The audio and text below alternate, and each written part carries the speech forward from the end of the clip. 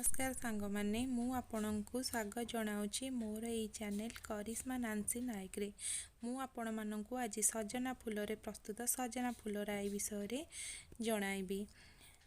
आसतु जानिबा सजना फूल राई किपरि प्रस्तुत करुछि। ता पूर्व मु आपण मानक अनुरोध करुछि मो चैनल को प्लीज सब्सक्राइब लाइक एवं शेयर करदेबे। एबे आसतु जानिबा सजना फूल राई प्रस्तुत प्रणाली विषय। मु वर्तमान किछि आलू छोट छोट कटा आलू किछि छोट कटा है जाइथिबा टमाट फुटण पई जीरा सोरिष आउ किछि भुर्संग पत्र आउ लंका को नेछि। एबे स्वाद अनुसार किछि लूण आउ हळदी आउ सजना फूल को बाछि भल भाबे धोई रखि नेछि। मसला पई किछि रसुण जीरा सोरिष एवं सुखिला लंका को नै तार भल भाबे पेस्ट बनै नेछि।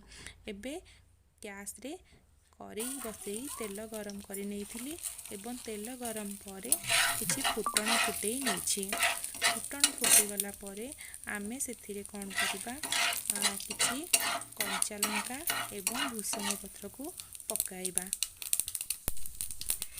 फुटण फुटी सारी वर्तमान आमे भुसंग पत्र एवं कंचा लंका को सेथिरे पकाइ देले। तापर छोट छोट काटी रखिथिबा आलू मध्ये पकाइ देली। भाजी नवा तापरे किछि हळदी गुंड मु पकाइ नेली एवं स्वाद अनुसार लूण मध्य पकाइ नेली। एबे ताको टिके छोट करी आउ भाजी नवा।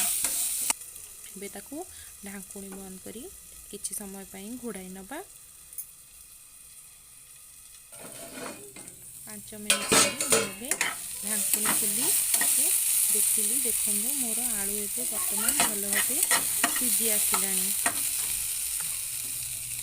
एबे सेथिरे मु सजना फूल को बाछि धोई रखिथिली सेगुडी को पकेइली एवं काटी रखिथिबा टमाटो मध्ये पकाइ नेली।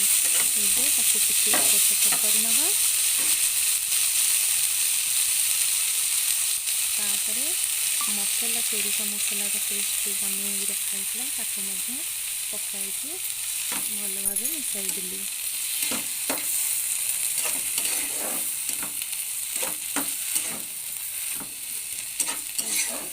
भल भाव मसला मिसाई घोड़नी दे किछि समय पई घोड़ाई रखि नबा।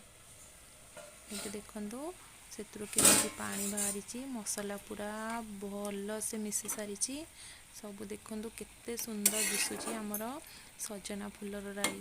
एटा देखिबाकू जेतिकी सुंदर लागुची खाइबा पई मध्य सेतिकी सुंदर लागे।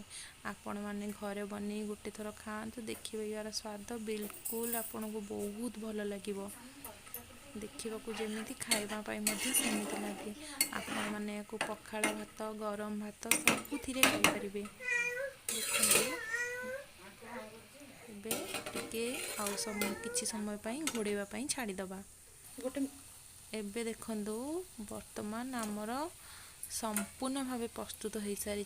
एटा मु गोटे आंबुल नैछि एटा ऑप्शनल अछि। आपण जदि खट्टा खाइबा को भल पांती तेबे एटा को ऐड करि परिबे नाही तो स्किप करि पारंती।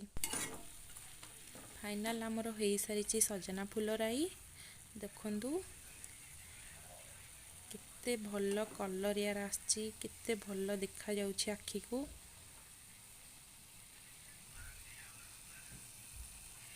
एबे सबु फूल आलू सबु भल भाबे सिझी सारी। एबे देखंदो मो प्लेट को काढी नेली। एबे मो प्लेट को काढी नै देखौछि आपण माननको देखंदो सजना फूल राई गरम गरम पूरा प्रस्तुत हो जाइछि। एपण एहाकू रुटी परोठा गरम भात पखाळ भात सबुथिरे खाइ परिबे। एबे तो सजना फूल बहुत परिमाण रे मिलुछि जेहेतु गछरे एबे सजना छुई फळेबार समय सजना फूल बहुत परिमाण रे मिलुछि। एबे आपण माने एहाकू आनी की घरे बनै खाइ परिबे। आपण बनै की खांतो आउ मोल पूरा प्रस्तुति प्रणाली आपको केमिति लागला कमेंट माध्यम रे जणाइबे। प्लीज मो चैनल को सब्सक्राइब मध्य करिवे। Thank you.